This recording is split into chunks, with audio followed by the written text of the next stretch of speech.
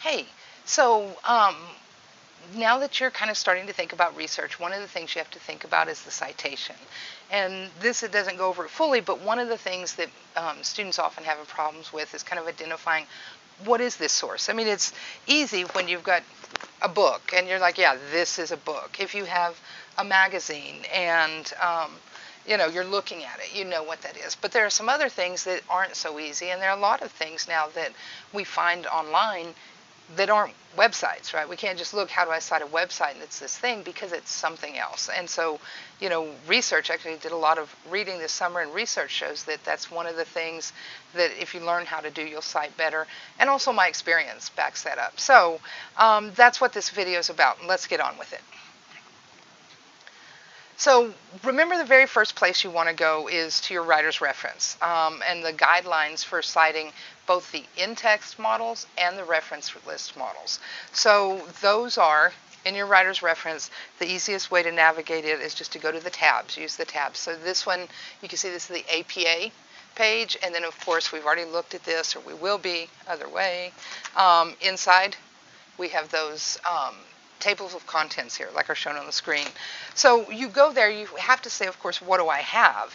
And that's what this video is about, kind of looking at what are those things. So you go there, and obviously if you're doing in-text, like what's the basics? So remember these first parts with the authors, 6 or more unknown ones, just different things. Skim through those, be familiar with that list. For your references at the end, then how do you treat those authors? But then we move on to what about an article in a newspaper or a journal or whatever it is, and you look that up and go do what it says.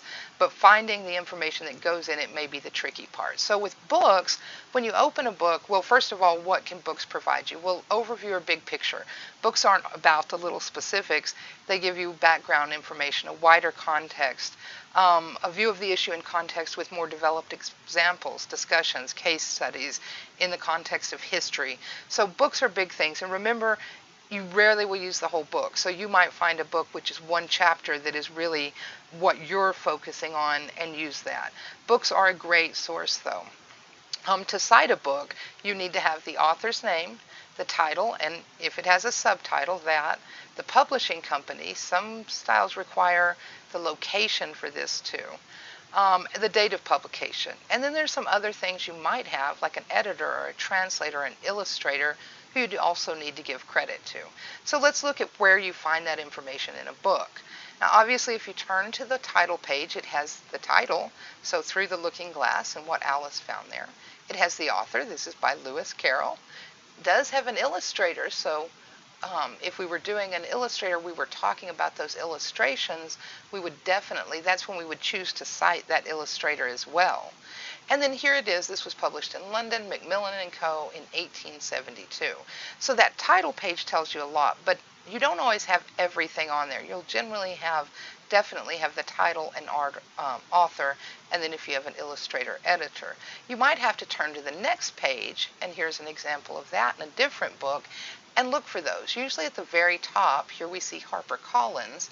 This is a copy of Lord of the Rings, and it was published in London, right there. We also see the date. Now we want to put, look, there's 1991, 96, 95.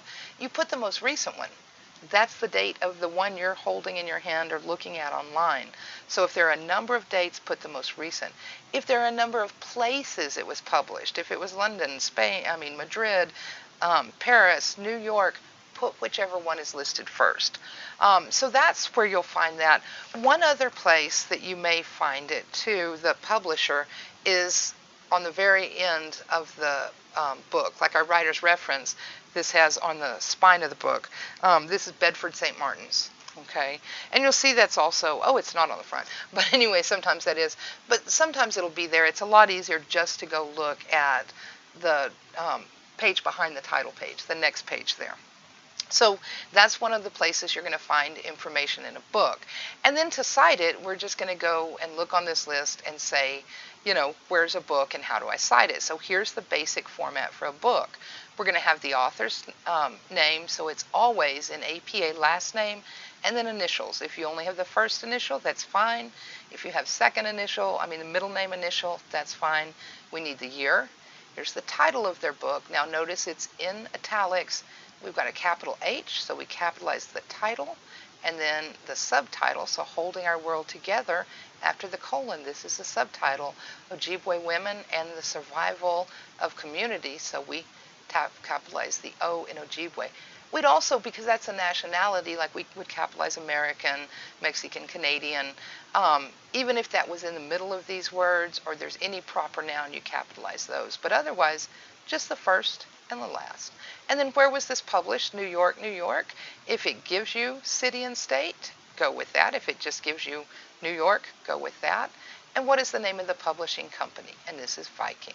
So with our Lewis Carroll one, we'd have Carroll, L, 1872, and notice we've got a period here. There's the end of the name. There's the end of the date. Through the Looking Glass, and what Alice found there, we capitalize Alice because that's a name, period, into the title. This was published in London, and the company is Macmillan and Co. So it's really straightforward when you know what it is and a few things about where to find things. Do remember with names, we don't put honorariums like MD, PhD, any of that stuff.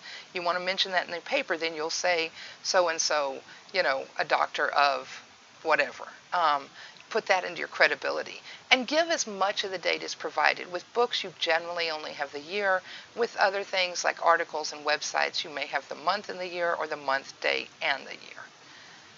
Okay, so another type of book is anthologies, and anthologies can be great because anthologies are books that have other things in them, articles by other people in them. So it's not just the one writer. So it gives you actually multiple sources. So here's an example of one. And one of the things you'll notice this says edited by. So think about your literature book in an English class. If you have a literature book, it's got Shakespeare and Dickinson and Poe and all these other writers in it, Soto and all of them. And anyway, but it's not written by them. It's put together by the editor. So the editor chooses them, writes the introductions, all that kind of stuff, and then presents those. And that's what this is, except for instead of short stories and poems, you can find a lot of articles on a research topic. So here's the inside of that book. Notice the title and the subtitle, Comics as History, Comics as Literature. And it's a subtitle when it's usually they'll set it off either with the colons, or here we've got that space. Roles of the comic book in scholarship, society, and entertainment. So usually with something subtitle and title, you'll have something kind of creative and then something that tells more what it is. This is edited by Anissa Ann Babick, and we can see on that page after the title, page 2, that she's editor of the composition of the compilation. We can also see that this was printed by Fairleigh Dickinson University Press, and there it is, Layham, Maryland. So there's all that information that we need for our basic book stuff, and then 2014. But for this, we'll need a little more. Well, it kind of depends. Another way to know that it's an anthology is when you look at the table of contents. And here I've underlined the names of the authors. So we see one, here's the first article, and here's the author. And this even gives where they work at. So that leads to their credibility and expertise. Here's another article, and you can see under each one of these there's a name. That's the author. When we look here, The Zombie Apocalypse, A Fictional State of Nature. Here's Fazid Sheikh from the University of Leeds and his article. So anthologies can be great. They'll also have a lot of times at the end, or sometimes it's at the end of the article, like the list of the person's credibility. So when you're looking at credibility, they give it to you right there. So that's really nice too.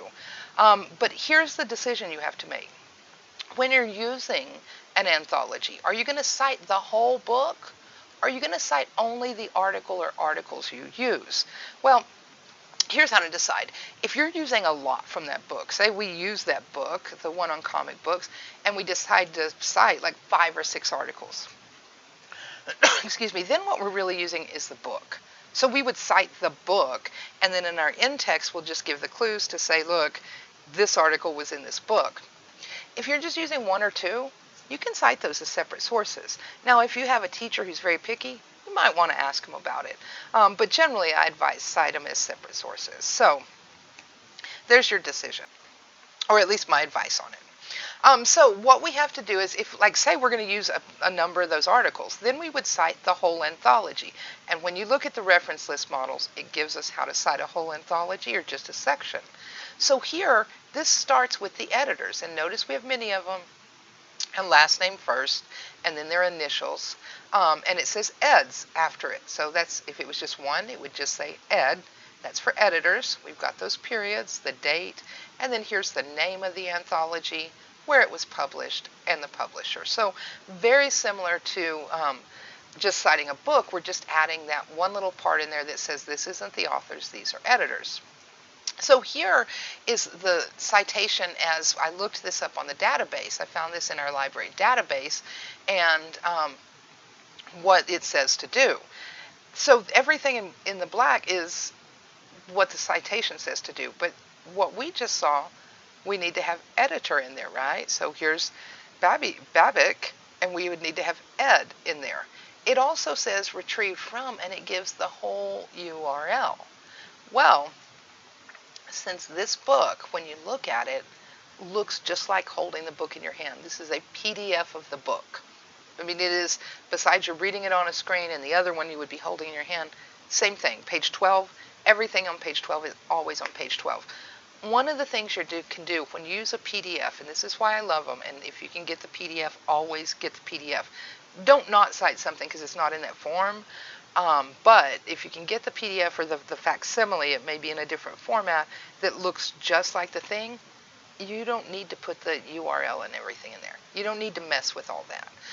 So that's one of the things I always recommend, is if you can get the PDF or the thing that is just the scan, the copy of the exact thing where you know the page numbers and all that, then you don't even have to worry about that. Okay? And so we'll look at kind of how they say to do it if you need to give that URL. But here you can say basically, this is what the database said. So don't be afraid to use. I mean, I copied and pasted this in the citation generators, or anytime it says cite, here's the citation. But look it up, because see, already I already have my writing on this to fix it, and it's not correct. So all I had to do, though, is go in and put ed in there, and then get rid of the URL there, because I don't need it. Now, in our text, remember, we've got to have author, date, location in APA. So we would say, because this is the Chic article, the one about the zombies, we'd say according to Chic 2014, blah, blah, blah, blah, blah, and then boom, page 195. Now, what would we look for on the references page? If we cited Babiak, the whole book, then we'd look back there and all we would find was Babic, and we wouldn't find Chic. So we have to do something where we tell people in our text, hey, when you look at my references page, don't look for Chic, look, it's in this other book. And here's, that's what we'll find, of course, but here's what we would do. It's called an indirect source. And so, again, this is just another example of how important it is to take the time and really go and hit that table of contents in your book, and then look at this, just skim through them and say, what are my options? Because those options, that'll help you whenever you're at that moment, like, wait, there was something that was like a source in another source or something like that. So basically it says, begin the parenthetical with the words as cited in. So here we have former Surgeon General Dr. David Satcher described, and he says things. Well, we look at, Satcher. We look at, for Satcher on the references page, not going to be there, so we say, as cited in Christer, and then there's author, date, location. And so we do the same thing with this Babic thing. We'd say, according to Chic, 2004 goes with the author there, blah, blah, blah, blah, blah, and then as cited in Babic, 2014, page 195. And then, whenever we look back at the references page, we've got Babic here, and we've got Babic here. So that's what you need to do if you use a work from an anthology and you cite the whole book, okay? Most of the time, though, you're just going to use one or two articles in it, and then you can cite those separately. And in my world, you can count them as separate sources, too. So you'll always want to check with your professor there. This does get changed a little bit. Here's the author of the selection. So who wrote that one article? Here's the year. So we go with the book here. Here's the title of that article. And then we got to tell everybody what we found it in. So it's in, and notice here, it's a little bit of a change. We always begin citations with last name and then the initials, but here in the middle, we put the initials and then the last name. So AEA Warren, R.M. Lenner, and E. Phillips, and notice they're the editors. And then the title of the anthology, the whole book. And then we've got to add in the page numbers for the selection. And there's the publication and publisher. So basically, here we're saying, look, this is Lasser, and it was in this stuff, and here's where you find it, and specifically for this article on these pages. So if you do that, you can do, and really, like if there's another source from this you're using, then you also have, you're going to have a different name, different title, different page numbers, but everything else is going to be the same because it's out of the same book. So anthologies are nice in that way because you can just copy and paste and fix the title of the author and titles, page numbers, those things. So our Shake one would look like this. We'd have Shake F 2014, the zombie apocalypse, boom, put that in there, a fictional state of nature. And if you have a question mark or exclamation point that's already in the title, just replace the period there with it. In A.A. Babick, Ed, she's the editor. Comics is history, comics is literature. Notice the title of the book is in italics, roles of the comic book, and scholarship, society, and entertainment. Then what pages in that book was Shake's article on right there. And the rest of it is just where it was published and the name of the publishing house. So again, since we have the PDF and it's just like reading the book, we don't even have to worry about the URL. So if you're citing something and it's that way, just remember it's kind of another step you can skip, and that's always nice. Then our in-text citation is standard. Shake 2014, there's author date, says, according to blah, blah, blah, page. Or, remember we have options. Oh, I didn't have it there. Sorry. So ebooks. With ebooks, this one is a number of them we have access to through the library search. And so what I did was I pulled up one here because there's a couple of things to look at. Sometimes the title gets truncated so it won't show it all, so make sure and look at the book itself. But the front page, when you find an ebook on the library database, gives you the author. And of course there's Berkeley, University of California Press, and the date. So there's a whole lot of what we need to cite it. The title, author, date, place of publication, and the publishing house. That's really about it. Now do notice there's a cite over here or here. When I clicked on the entry for the book, it shows us this. So like I said, one of the things I'm pointing out here is use these tools, but use them carefully. I've already said a number of times, if this is a PDF, and so if it looks, or PDF or otherwise, this comes up in a viewer that looks just like the pages of the book, then we're not going to need this. But there are a couple of things to notice, like when we look at the basic format of a book, we've already looked at that. With an ebook, all we're doing, so we're doing the same kind of stuff, is giving the version in brackets after the title. So Adobe Digital Editions version, you could put Nook version, Kindle version.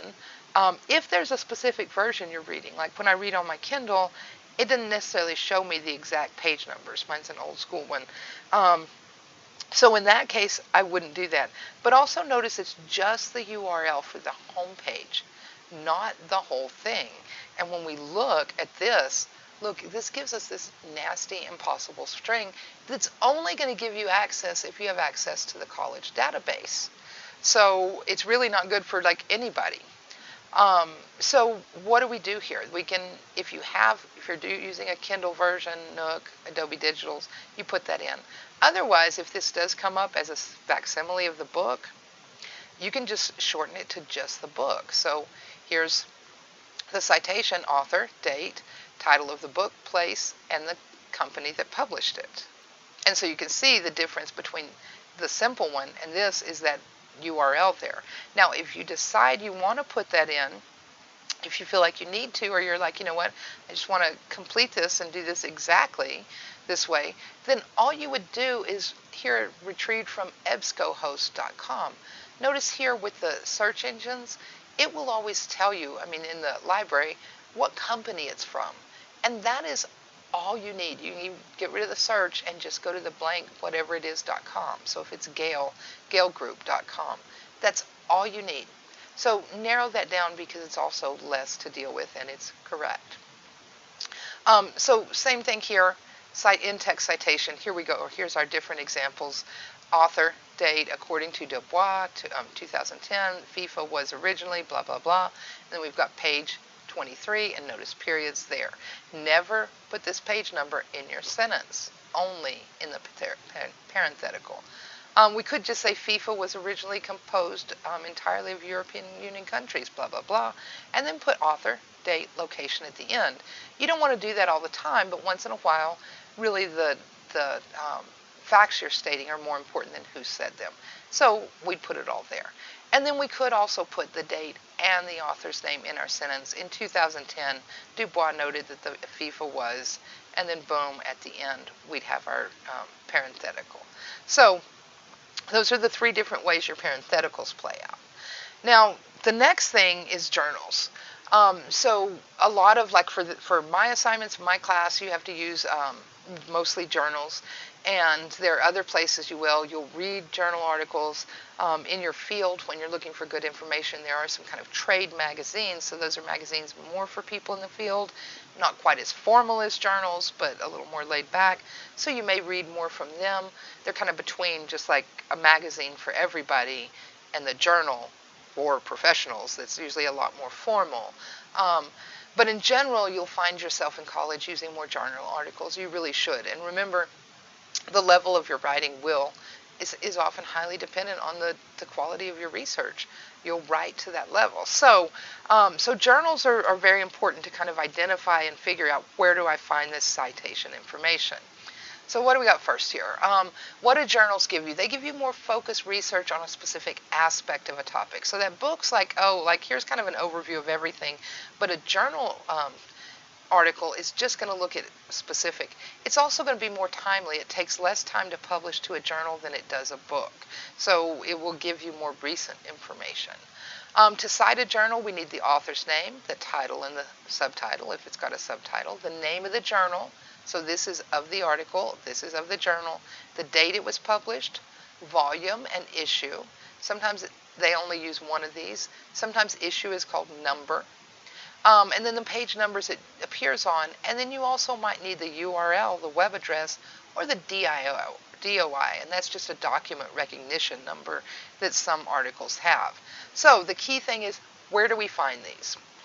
Well, obviously, when you're searching the library page, you can limit it to journals and then change that date so that you're narrowing it down. That makes your job much easier.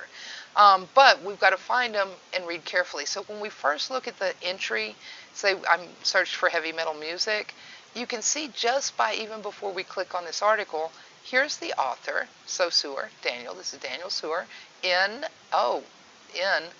metal music studies, okay, and it's just got that in bold because that was my search, heavy metal music.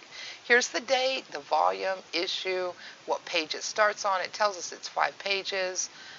That's the company, International Limited Language, English Database, just kind of goes on. But notice here, it's a book review. Now, we're not using book reviews, right? So immediately I'm like, I don't want to waste my time, okay, because this is him writing about that. Now, if I read that review and I'm like, that book sounds great, like it's perfect, then I can go look for the book. But don't use a book review as a source, okay? It's secondary. All right, so here's another one I found, so I moved on. On the database, usually you just click on the link with the title, but notice these Academic One files, you have to click on their link, and then it takes you to it. So anyway, now I know it doesn't say book review, anything like that, so I just clicked there and got to the article. And this takes me to, it looks like this. Other ones will look different, but you'll see, there's the title. Look, here's our author. Here's the date. Here it's from Metal Music Studies, Volume 5, Issue 1.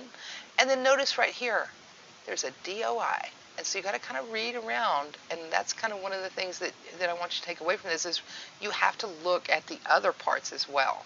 But then there's also this download icon. So when I click on that, I do myself a favor and I end up with a PDF. So again, I've got all those page numbers. I've got all the information I have. The only thing I had to go back to that previous page for was this DOI. And that was pretty straightforward. So, and then I have the PDF, so actually I can cite this just like a print source if I want to. Article in a journal. If an article from a web or database has no DOI, include the URL. So the first thing is DOI. Then if you don't have that, then you do URL for the journal's home page. So you go find Journal of Psychology in their home page. So this is very similar to the book. We've got the authors, the year. Here's the title of the article. Here's the name of the journal. Notice this is only capitalizing the first word in the title and the subtitle and no italics for the article title. For the journal title, we capitalize the major words and do put it in italics, and we've got a comma after it.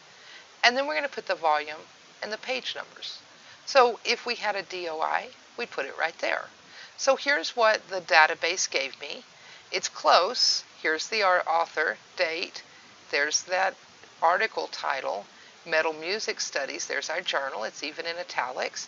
This is Volume 5, Issue 1. And so you look at samples, see how they do it. But then it gave me 53 plus, and then this whole link there, right? When what I really needed was the page numbers it was on, and I look at the PDF and it shows me 53 through 69, and then the DOI. So again, it's close with the citation things, but you've got to make sure that you double check them. And that's it, just without all the red in it. So that's what it would look like. So it gives you kind of some of the basics, and that's where you find those things, looking for that volume, issue. Anytime you see it two like this, the first one's volume and the second one's the issue or issue number. If you don't have one of them, just skip it, because not all journals kind of use that same format. Most of them, a lot of them do, but sometimes they'll just do one. The page numbers, and notice there's no P for page numbers, just like that, okay? And then we get to websites, and websites can be both a help and a hindrance. So websites can have some of the most current information. It does give you a lot of access to primary sources, original documents, tables, raw data. So if you're looking for just, statistics that are really early, there are a lot of really good sites to find statistics. But you can also, they're not all just kind of websites. They may be magazines, journals, blogs, or personal ones, professional, organizational ones. And today we're just going to look at professional or organizational. And so if the website you're looking at is another type of reference, then you just want to look at the writer's reference and say, what do I need to add to the end to show that?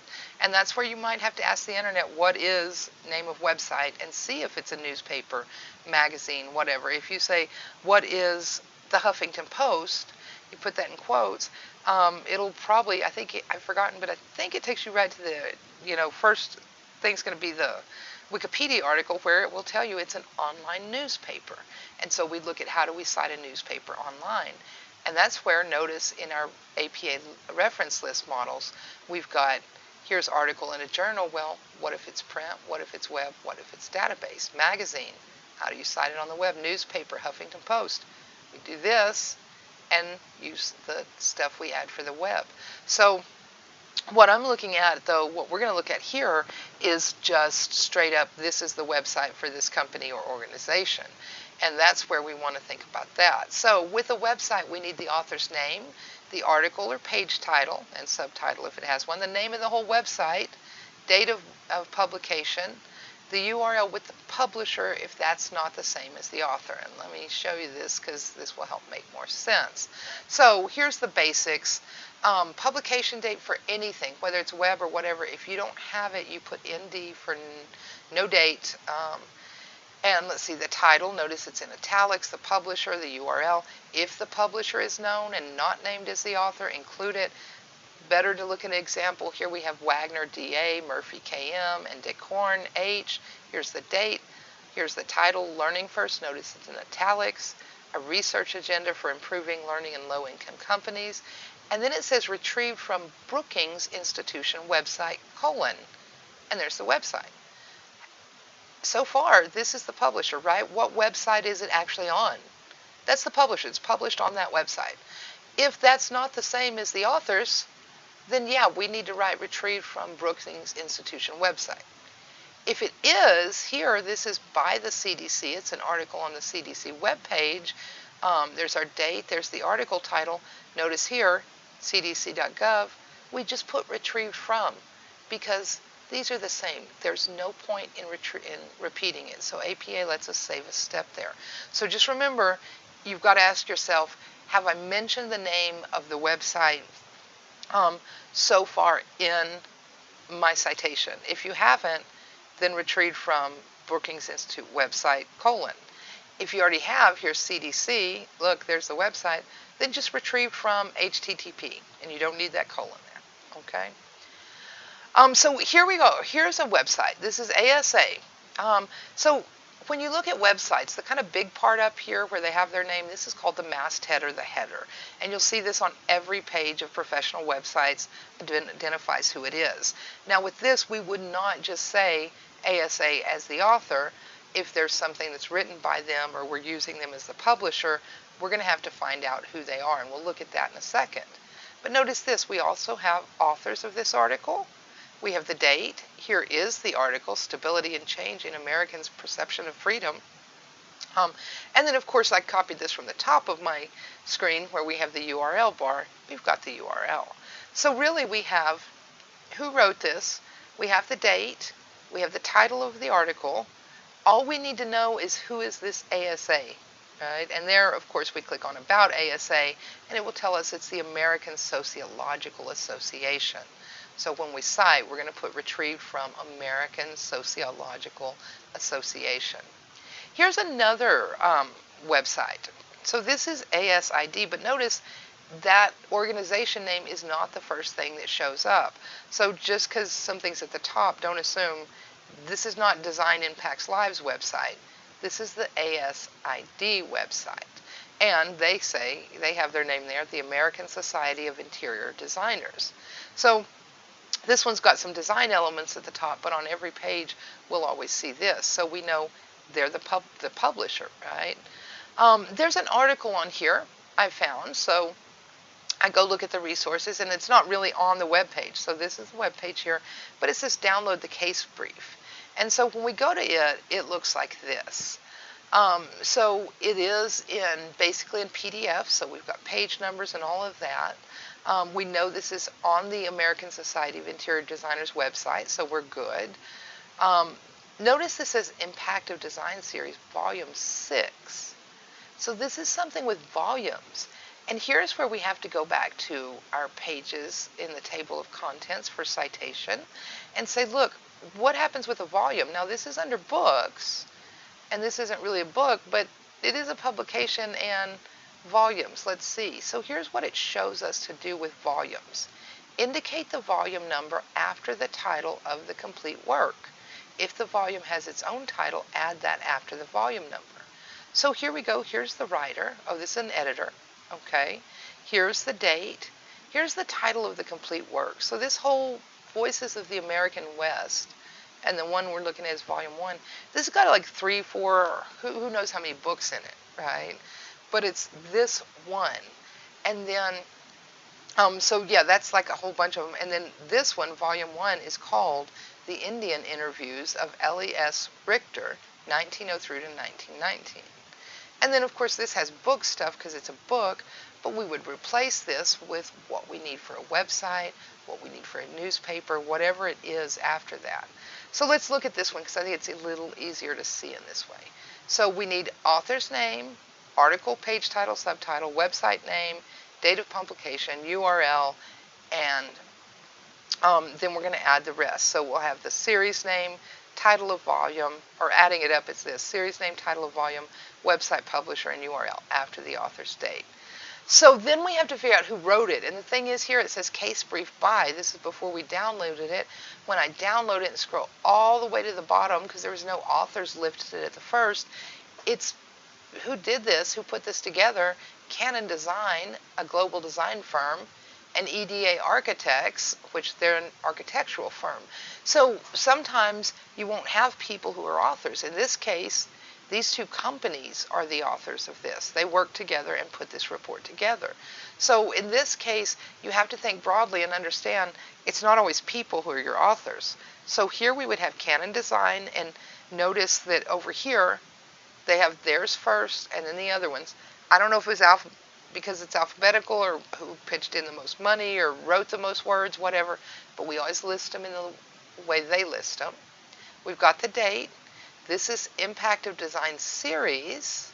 So remember, when we looked at this, it tells us this is series and there are volumes. And then this is the name of the one we're reading right here.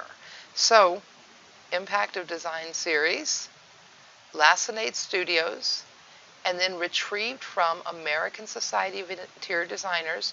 We haven't mentioned them yet, right? Their website. And then right there's the URL for where it is. So we could click on that and go directly there. So you can see that sometimes you have to do that combining of things and look carefully at the document to figure out where things are. In the end, how does this wrap up? You need to learn how to identify what type of sources they are that you're citing, and don't trust the citations that are giving to you.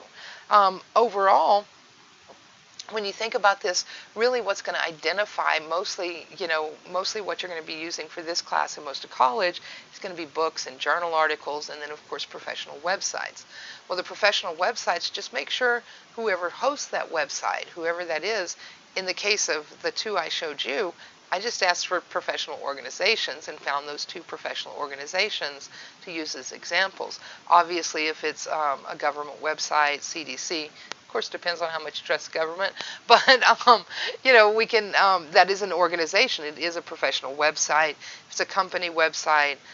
If it is a website of someone who is a professional in their field, kelli.ninja is a reliable website for information on grammar and writing. That's my profession. I've been doing this for over 20 years. I have school expertise and education in it, so it is a professional website. So with websites, you're really looking for that. Is either the person very qualified or the company, the association, whatever organization it is that. And you really do have to kind of look around and start learning how to read, oh, this is name, or this is title, or this is subtitle, or oh, wait, this volume thing, right? And remember, that's what I'm here for. I'm here to help you with that too.